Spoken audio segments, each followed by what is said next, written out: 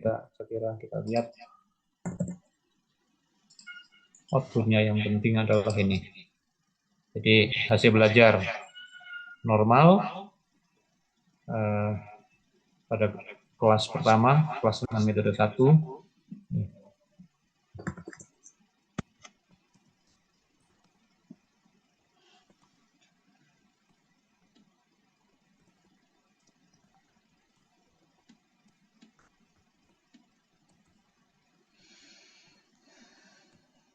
Itu menguji normalitas. Homogenitas nanti sekaligus saja. Berikutnya uji linearitas. Sudah Bapak Ibu pernah pelajari di analisis regresi. Saya berikan kembali di sini langkah-langkahnya uji linearitas dengan SPSS. Ini perintahnya Bapak Ibu. Ya.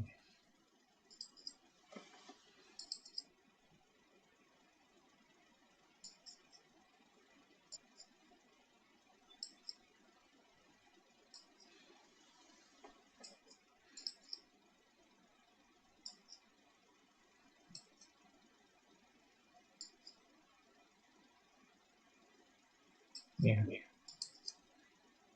Perintahnya untuk uji linearitas, kita mengingat kembali analyze, lalu compare means, ya.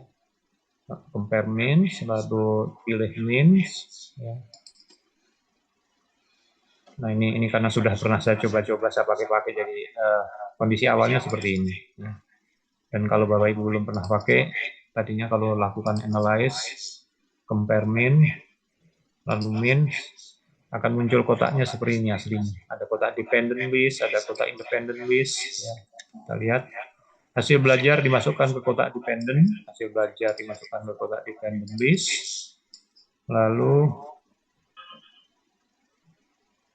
IQ dimasukkan ke kotak independent, IQ kita masukkan ke independent, lalu pada bagian option kita klik, kita ada milih nanti test for linearity, uji linearitas, ya. Lalu continue, ya, continue lalu oke.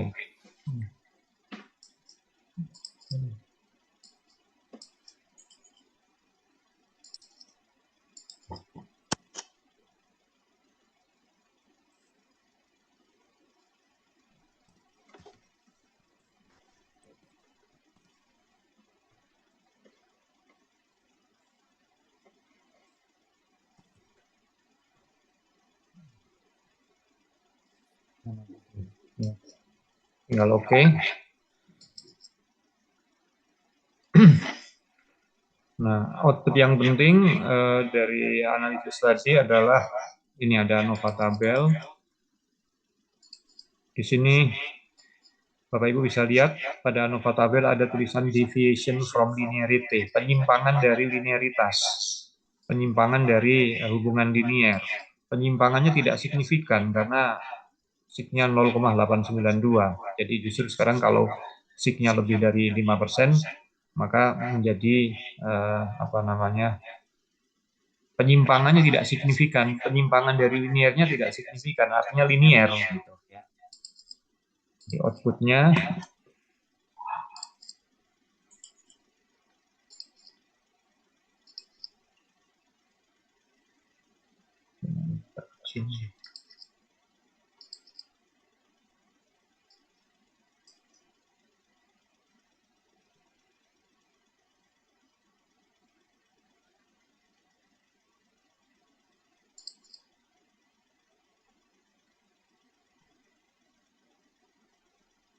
susah diperkecil gambarnya.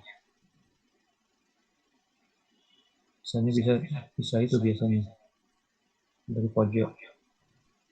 Ya, oke lah. Nanti Bapak Ibu bisa atur gitu ya. Yang jelas di dalam outputnya di sini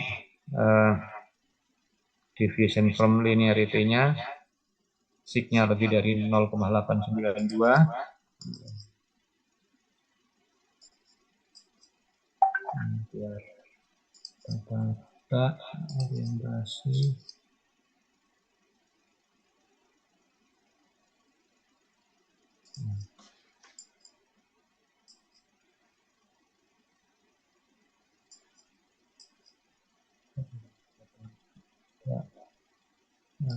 Kasih portrait. Nah, ini sudah kelihatan ini. Jadi kesimpulan,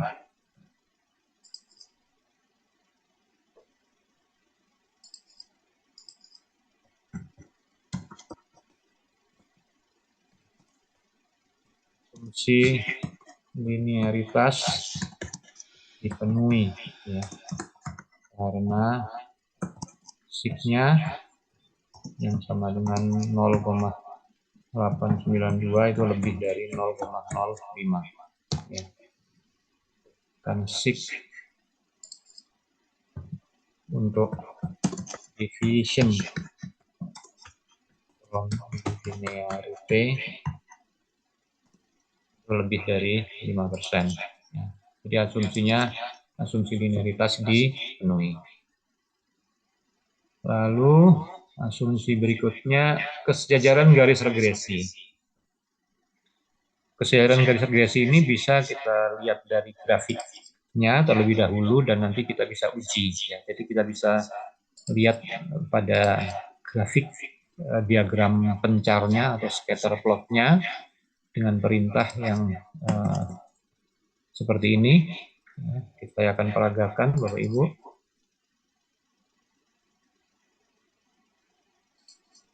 Ya.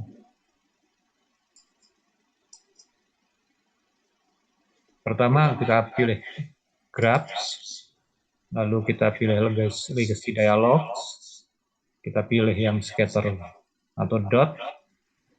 Ya, karena saya ingin menggambar scatternya itu nanti untuk dua kelompok, maka bukan pakai yang simple scatter, tapi yang bentuk ini, apa namanya, matrix scatter. Jadi ada beberapa tempat, beberapa kotak. Ya, saya kliknya scatter, matrix scatter. Lalu setelah itu kita klik define, ya define, lalu masukkan hasil belajar dan IQ ke dalam matriks variabel.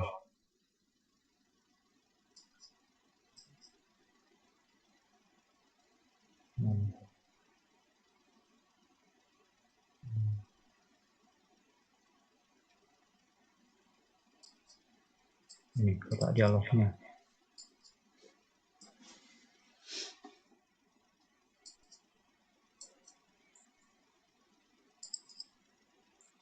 Masukkan hasil belajar dan IQ matriks variabel. Hasil belajar saya masukkan ke matriks variabel, IQ dimasukkan ke matriks variabel, ya. Lalu langkah berikutnya masukkan metode ke rows. Jadi metodenya untuk posisi di baris, metode saya klik masukkan ke baris, ya. Lalu oke. Ya. Nah, maka kita akan bisa melihat di sini grafik diagram pencar dari hubungan linear antara IQ dan hasil belajar. Yang ini ada 4 grafik yang mudah kita lihat ini aja. Yang grafik ini, grafik sumbu pendatarnya IQ, sumbu tegaknya hasil belajar. Jadi hubungan antara IQ dan hasil belajar itu pada kelompok yang diajar dengan metode 1 seperti ini diagram pencarnya. Kecenderungannya naik dan ya Bapak Ibu bisa lihat naik, kita bisa modelkan naik secara linear, dengan kemiringan kurang lebih 45 derajat gitu. Demikian juga pada kelas yang diajar dengan metode 2, diagram pencar dari IQ terhadap hasil belajarnya, kalau juga diagram pencarnya seperti ini, juga kecenderungannya naik secara garis lurus, secara linear, ya. Dan kemiringannya juga ya kurang lebih 45 derajat. Jadi kemiringan antara koefisien regresi pada kelompok pertama dengan kelompok kedua ini hampir sama, atau kita bisa katakan sejajar. Dan itu memang yang kita inginkan, yang kita maui, antara kemiringan pada kelompok 1 dan kemiringan pada kelompok 2 harus sama. Kalau kemiringannya enggak sama, berbeda, itu kita tidak bisa lakukan analisis kovariansi, ya, enggak memenuhi persyaratan. Saya copy saja.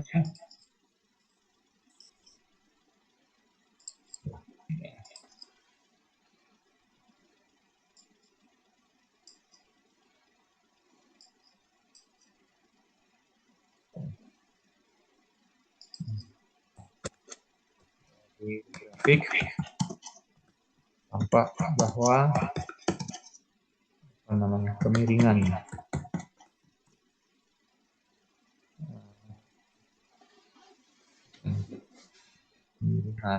garis, nggak ada garisnya ya, kemiringan apa namanya, scatter plot aja.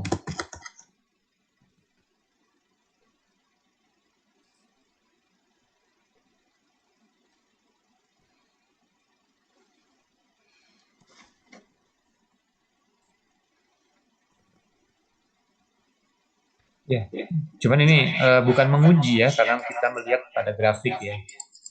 Kita bisa uji secara kuantitatif untuk nanti menyimpulkan apakah benar-benar sejajar atau tidak. Nah, kalau mau diuji, kita menggunakan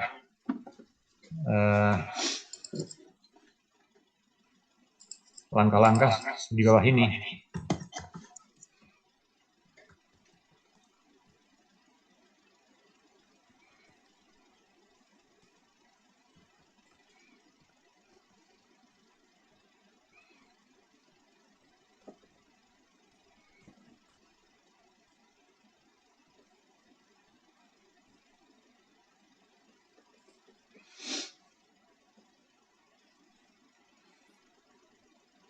Ya. Ini ya Bapak Ibu ya, kita akan cek, kita uji apakah benar-benar garis regresi pada kelompok yang dalam metode 1 dan metode 2 ini sejajar atau tidak. Saya praktekkan, kita klik analyze, ya. Lalu kita pilih general linear model, lalu kita pilih univariate. Nah, lalu kita klik ya univariate, muncul kotak dialog. Saya reset dulu. Hasil belajar ini dimasukkan ke kotak dependent. Hasil belajar kita masukkan kotak dependent. Lalu metode kita masukkan ke dalam fix factor. Metode kita masukkan ke dalam fix factor. Lalu IQ, nah ini kita masukkan ke dalam kotak covariat. Karena kita lakukan analisis kovariansi, covariat. Ya. Nah, kemudian yang penting adalah langkah berikutnya, kita klik model. Bapak Ibu, ketika kita belajar analisis variansi 2 faktor, kita pernah mempelajari ada tidaknya interaksi antara kedua faktor. Ya. Kalau ada interaksi, nanti kalau dibuat ada grafiknya, ya grafik.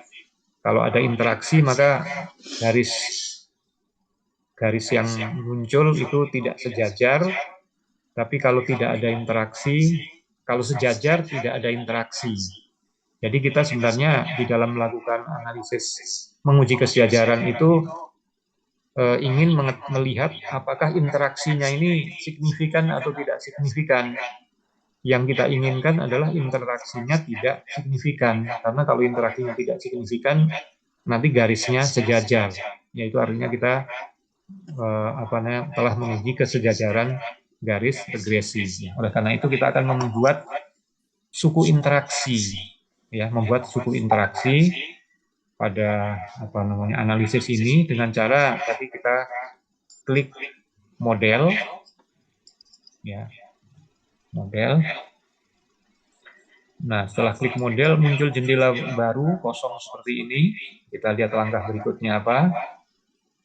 Kita pilih build terms. Kita pilih build terms, maka menjadi akan ada yang tersorot, ya.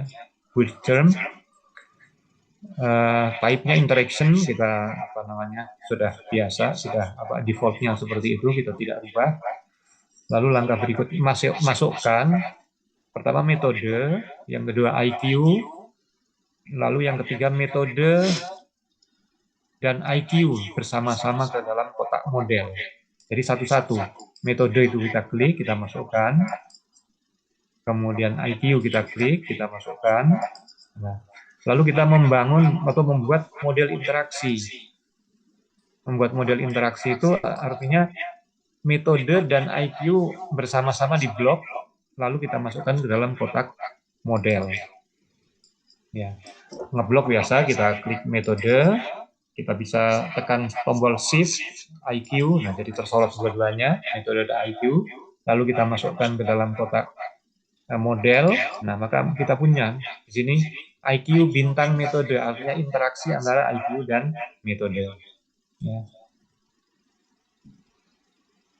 Jadi saya tulis metode dan IQ bersama-sama di blok, dimasukkan ke dalam model, lalu continue, ya lalu ya oke. Apalagi bentar,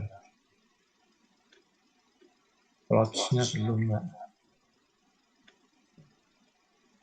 Ya, kita sudah plot, kita masukkan horizontal axis, kayaknya perlu lagi.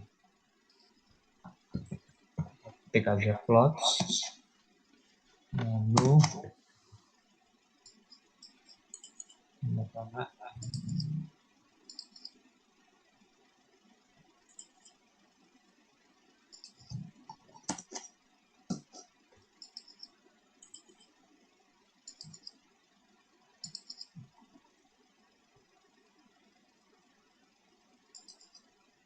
Tadi metode dimasukkan ke horizontal axis.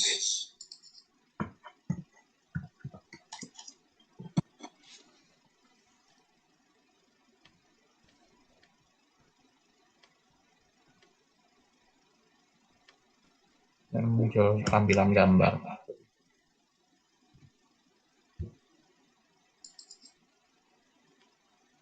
Tambahkan aja add.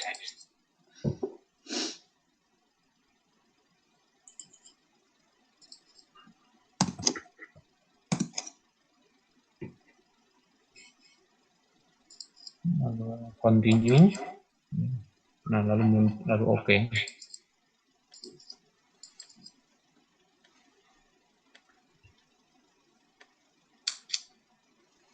Nah, muncul output seperti ini Bapak Ibu, univariate analysis of variance. Yang penting apa namanya kotak ini, tabel ini, tabel seperti ANAVA, hasil test of between subject effect di sini.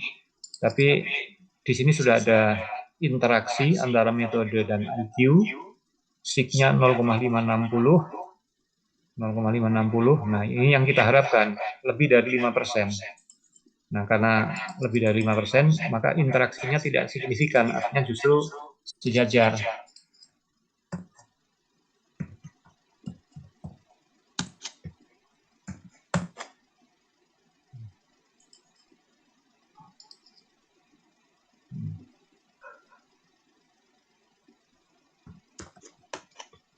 Simpulannya pada baris metode bintang IQ basic sama dengan 0,560. Ini lebih dari 5%.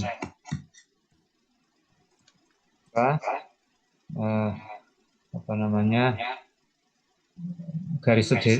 maka garis regresi sejajar.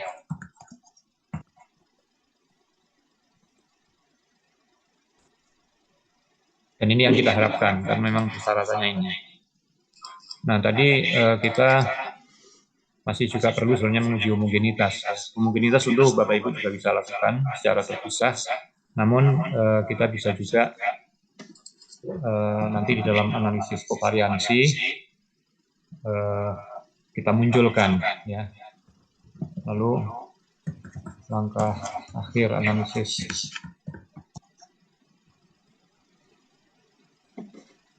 variansi.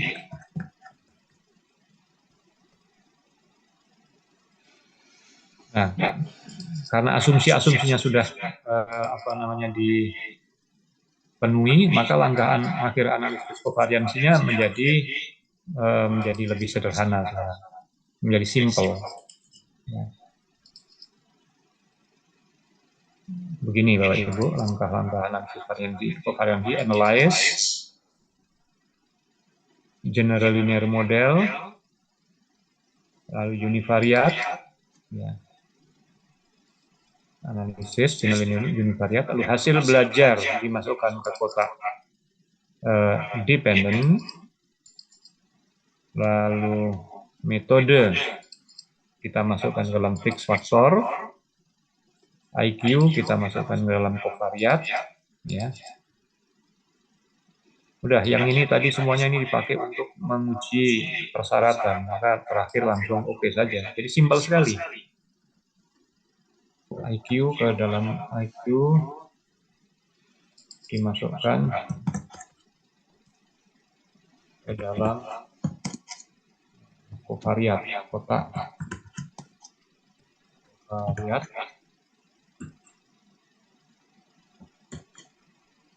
Oke. Ya. Jadi hasil belajar masukkan dependent, metode masukkan fixed factor, IQ, kovariat udah oke. Jadi kalau kita nggak tadi sebelumnya melakukan uji persyaratan analisis, ya sesimpel itu. Dependent masuk, hasil belajar masuk dependent, metode masuk fixed factor, IQ masuk kovariat, lalu oke. Ya. Nah, oke, keluarlah seperti ini. Outputnya yang penting.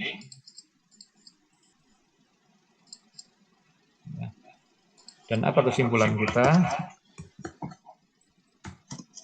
Nah, pada baris metode, kita fokusnya pada metode. Apakah anak-anak yang belajar dengan metode 1 dan metode 2 itu berbeda atau tidak secara signifikan?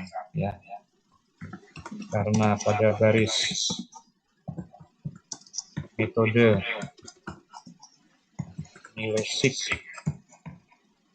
sama dengan 0,000 dikurang dari 0,05, maka kesimpulannya hasil belajar siswa yang diajar dengan metode A berbeda secara signifikan dengan yang diajar dengan metode B, ya, setelah, nah ini tambahannya ini, setelah mengontrol IQ. Dengan catatan tadi, mengontrol IQ siswa itu tadi artinya justru pengaruh IQ siswa itu sudah kita perhitungkan. Bukan mengontrol artinya IQ siswa kita anggap tetap atau apa, itu enggak. Ya boleh disebut penetralkan, silahkan pakai menetralkan, tapi intinya justru mengontrol di sini adalah IQ, pengaruh IQ-nya kita perhitungkan, sehingga kesimpulan ini bahwa metode A lebih baik dari metode B sudah tidak lagi sudah memperhitungkan pengaruh IQ. Jadi untuk IQ manapun metode A lebih baik dari metode B, gitu.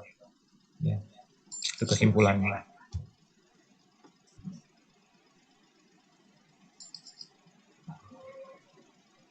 Untuk contoh ini, coba saya ingin sedikit berikan ilustrasi, Bapak Ibu.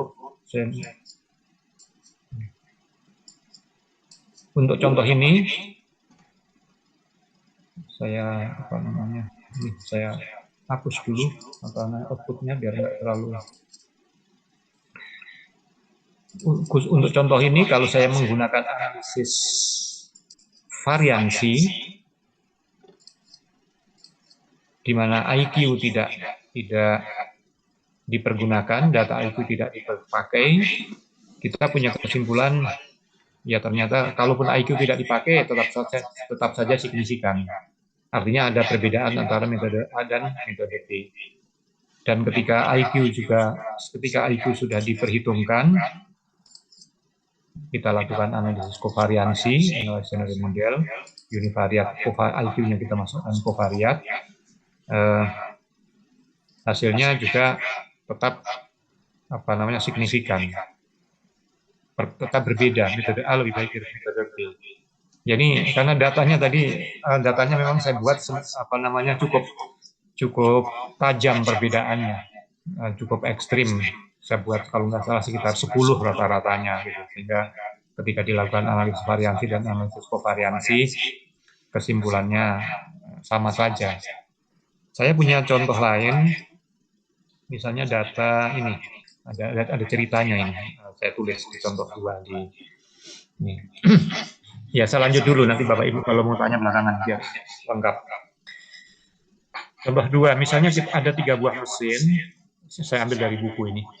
3 mesin memproduksi barang fiber monofilamen namanya, sebuah perusahaan tekstil. Akan diteliti apakah ada perbedaan kekuatan fiber yang diproduksi oleh ketiga mesin. Biasanya kekuatan fiber itu juga tergantung pada diameter. Jadi kita bayangkan fiber monofilamen itu seperti batang-batangan gitu, yang ada diameternya. Dan dari fiber monofilamen yang diproduksi itu nantinya diameternya bervariasi. Akan diteliti apakah ada perbedaan kekuatan fiber yang diproduksi oleh ketiga mesin. Biasanya kekuatan fibernya juga tergantung pada diameter X. Semakin tebal fiber, semakin kuat fiber tersebut.